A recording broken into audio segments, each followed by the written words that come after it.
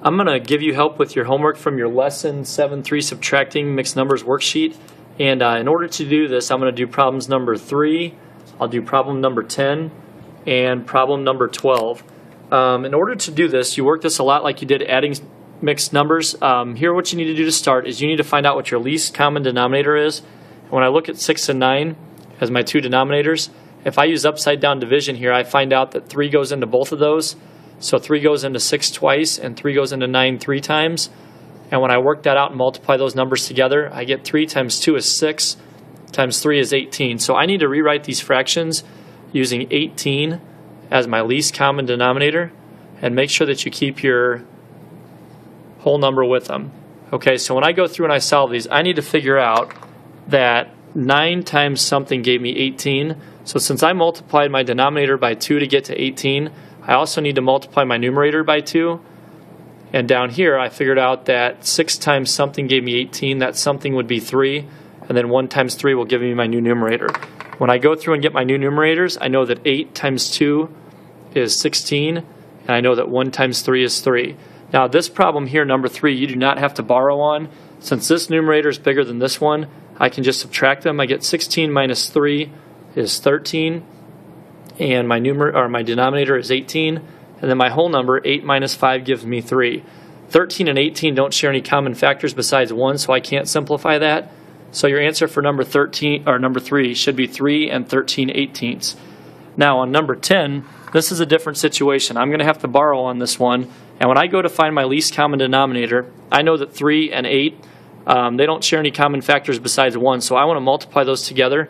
And I need to rewrite these using that. 3 times 8 is 24. So 24 is going to be my least common denominator in this problem.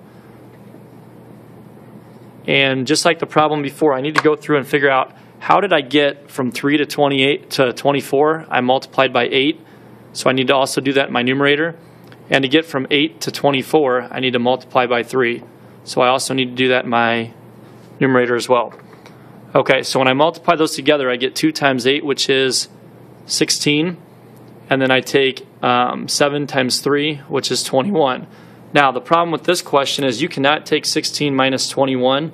You're going to have to borrow, and this is the part that can be a little bit confusing. If I want to borrow, I need to take 1 away from here, and I need to put a hole over here.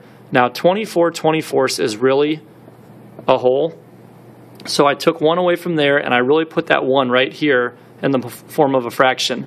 Now I chose 24 since my denominator is 24. I want to work with common denominator since I'm subtracting here.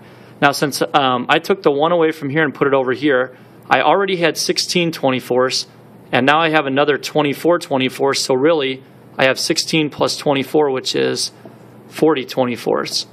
This 40 24ths takes the place of these two since I combined them.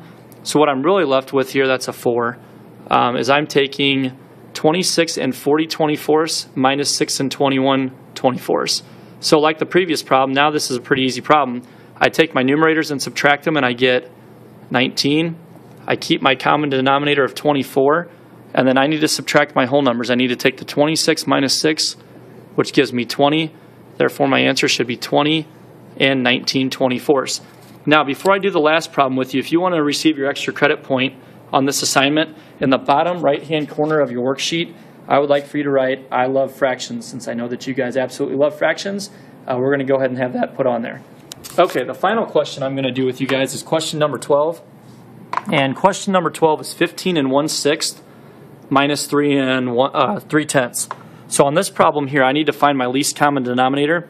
If I look at this, I know it's 30, but just to show my work, I know that 6 and 10 share a 2, so I can take 2 into 6 and I get 3. 2 goes into 10 5 times. Since 3 and 5 don't share anything down here, I can go ahead and multiply all those together. 2 times 3 is 6, times 5 is 30. Therefore, my least common denominator is going to be 30, and I need to rewrite these problems using 30 as my denominator. Go ahead and keep your whole numbers with them. There's no whole number on this one, so you don't have to worry about it. But you're going to have to ask yourself, how did I get from 6 to 30? I really took 6 times 5 to get my new denominator of 30. So I need to take 1 times 5 to get my new numerator, which will be 5. And then down here, I took 10 times 3, which got me to 30. And 3 times 3 is going to end up giving me 9. So if I go ahead and put in my new numerators, you're going to find out again here that you're going to get in a situation where you can't take 5 minus 9. We're going to have to go ahead and borrow from the 15. So if I borrow 1 from the 15, I get 14. And the whole that I'm going to borrow this time is going to be 30 30ths. There's already a 5 30ths sitting there. So 30 30ths represents the 1 that I took away from here, since 30 out of 30 is really a whole, or 1. And since I had the 5 30ths sitting there already, I have to combine these two. And I really have 35 out of 30 at this point, since I had the 5 and I had the other 30. Now I can get rid of those because that really takes the place of it. So at this point I really have 14 and 35 30ths minus 9 30ths. If I go through and I take 35 minus 9, I should come up with 26 over 30. And here I have 14, and I don't have a whole number down here, so I can just go ahead and bring my 14 down. Now with this problem here, hopefully you see that you need to simplify. If I look at 26 30ths, I see that 26 and 30 are both divisible by 2. So if I divide those both by 2, 26 divided by 2 is 13, and 30 divided by 2 is 15. Therefore, my answer is 14 and 13 15ths. Make sure my 4 here looks like a 4. All right, so you should get 14 and 13 15ths. And that's all your homework help. I hope this works out for you, and I will see you guys on Monday. Have a good weekend.